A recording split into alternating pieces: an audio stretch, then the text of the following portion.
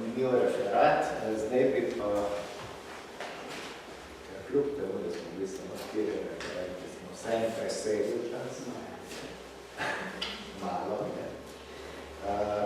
Bi pa prvo diskusijo, če ima kdo kakšno vprašanje ali kakšen komentar na predstavljene referate.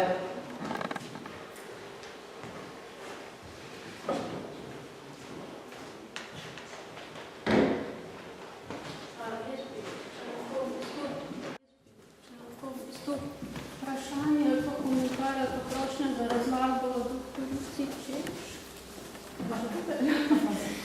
Pri teh podatkih uvožnega inštituta se mi zdelo zanimivo, ko ste izpostavili, da je toliko več žensk. Ampak ni mogoče tudi posledica tega, da preprosto se niso mogli poročiti. Zelo hitro jim je to, kot smo videli, odsvetela tam dost. Moški so se lahko poročili še enkrat, ki so preprosto imeli nekoga, ki je za njih skrbel, njihova družina je mogoče bila večja. Tako da, ne vem, sprašujem se, ali je to res nekaj, kar bi interpretirali kot pozitivno, ali je to mogoče več je pozitivnost v negativno. Zaradi tega, ker tega nisem poudarila, se mi zdelo samoumevno, ampak vendar je treba povedati, 10% urbane populacije predmoderne, bomo rekli do 30 let 20. stoletja je samske.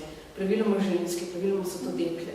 In za deklo velja, da mora ostati samska. In večina, tlele je bilo, tako sicer se šla polno gledati, pa je pogled v teh spremenjenih delovnih identitet, ampak recimo tako za ta prvi vzorec je bilo 20% celostnega vzorca ostarelih delka.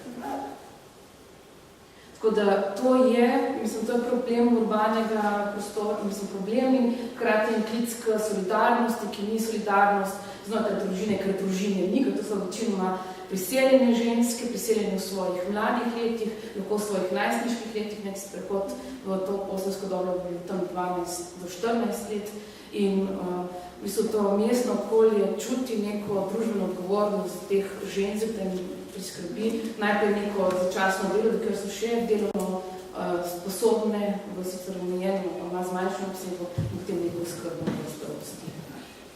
Pa to so potem, dobro, v tem obdobju še ni bilo društev, ampak so to prevzemali potem tudi kakšne... Seveda, ravno zaradi tega zdaj kasneje so podatki dosti bolj sporadični, ampak vidi se, da v bistvu mestna populacija se večja, se pravi tudi trg dela se večja, vedno večje teh žensk, finančna sposobnost sklada pa je omejena. Se vidimo, da v bistvu praktično v 70 letih se delež podpirancev ne poveča drastično. Ja, v bistvu potem vedno je, tudi sistem te oskrbe v 19. stoletju s tem velikim demografskim dvigom, sploh v urbanih središčih, zahteva dodatne oblike karitativne dejavnosti, ki dopolnjuje to javno, ker javno enostavno ne pokriva vseh potreb, ki so. Hvala lepa. Še kakšno vprašanje, komentar? Jaz vam v bistvu še en komentar na vajna referata. Pravzaprav sem še zdaj pomislila, kako so moji avtori pravlične literature bili avtori moškega spola in opisovali samo drvarje, nobene ženske vmes, nobene, v nobenem primeru. Tako da, če sem tebe poslušala, sem si rekla, seveda, če bi pa še kakšna ženska pisala, zapisovala pravljice, bi morda tudi imeli podatke o njihovem preživljanju starosti. Ampak takih pravljic zaenkrat nisem našla, morda se obstaja, ampak se pravi, jaz jih nisem našla. Razen ene avtorice, Elze Lešnik, ki ni pisala o ženskah, ampak bolj lokalne stvari, ni niti enega podatka v pohorskih pravljicah o stavljanju žensk.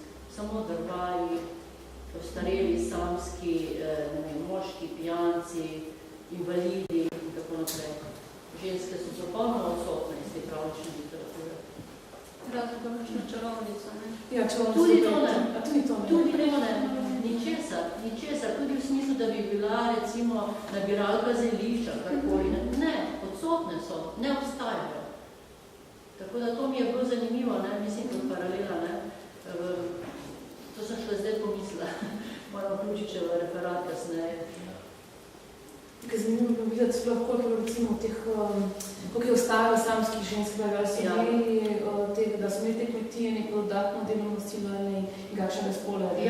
Pohorje je znano, seveda, podjetla, ki so bile samske, ki so imeli nezakonske otroke, veliko število nezakonskih otrok, nimam zdaj tukaj podatkov, ampak obstaja podatek za določene dele Pohorja, ne za celotno Pohorje, žal tega podatka še nimam.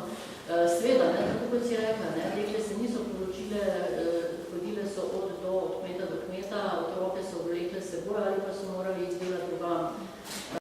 Ampak to je zvedno iz drugih virov, ne? V pravličnih virih je ta podatek odsoten, sploh ne ostaja. A še kakšno vprašanje?